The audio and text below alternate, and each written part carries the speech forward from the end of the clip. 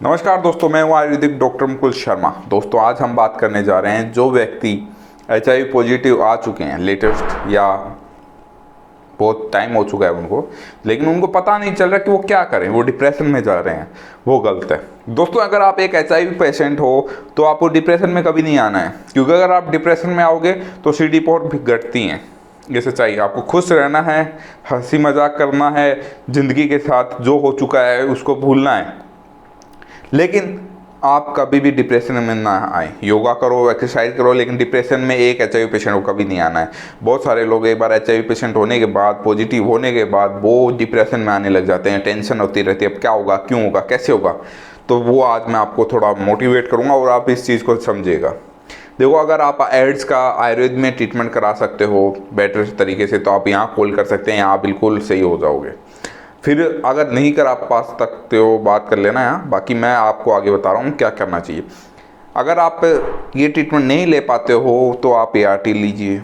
वैसे मैं ART का सपोर्ट नहीं हूँ, लेकिन इसके अलावा आप आयुर्वेद ले सकते हो जो मैं नंबर दिए हुए हैं।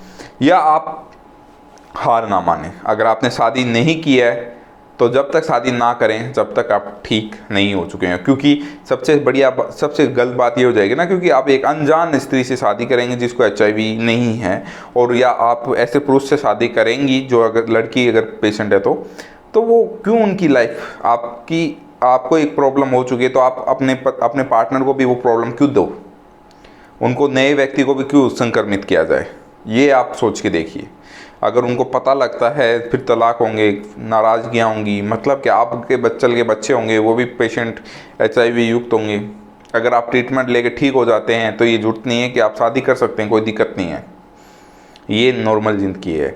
लेकिन याद रखिए, आप ये बीमारी है, ये बीमारी किसी को भी हो सकती है, कि जिनकी, ऐसा नहीं है कि हर किसी को हो सकती है, लेकिन जो ऐसे काम करते हैं, जो ऐसे चीज़ की है, जिन्होंने अनजान लोगों के साथ संबंध बनाए हैं, उनकी गलती है ये।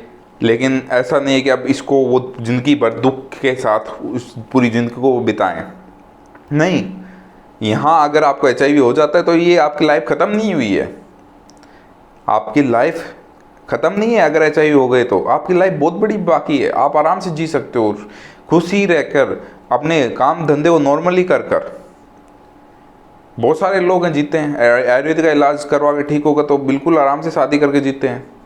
बस हौसला होना जरूरी है आप लोगों में। आप अगर अपना हौसला पस्त कर दोगे तो आप ज़िंदगी सर्वाइव नहीं कर पाओगे।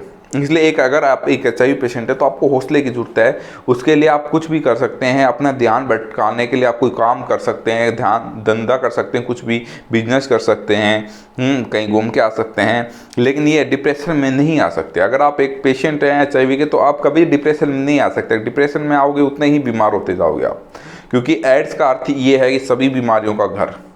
जब तक CD4 बढ़ता रहेगा तब तक आपकी बीमारियों से आप बचते रहोगे।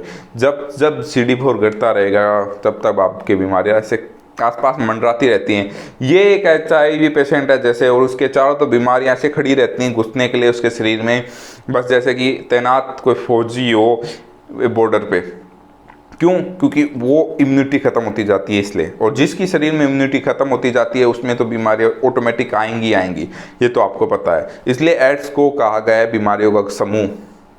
एक एड्स बीमारी नहीं है, HIV बीमारी नहीं है, लेकिन वो बीमारियों का समूह है। वो बीमारियों को खींचता है अंदर एक तरीके से। जब वो उसका CD4 मतलब कि वायरस बढ़ता जाएगा शरीर में, नई सारी बीमारियाँ आएंगी, अलग अलग प्रकार की, डायबिटीज़, कैंसर, कुछ भी आ सकती है। इसलिए मैं कह रहा हूँ आपको हौसला रखिए, आप हो सकते हैं ठीक, नॉर्मल हो सकते हैं, आप नॉर्मल ज़िंदगी जी सकते हैं। मैं सभी से बस इतना ही कहना चाहता था, एक HIV पेशेंट से। और ये एक एड्स का चैनल है, इस पर आप अपने सब्सक्राइब करके नई जानकारियाँ, नई चीज़ें आपको पता होती रहेंगी। इसलिए इस चैनल को सब्सक्राइब कर लें। मिलते हैं नेक्स्ट वीडियो में, तब तक के लिए नमस्कार।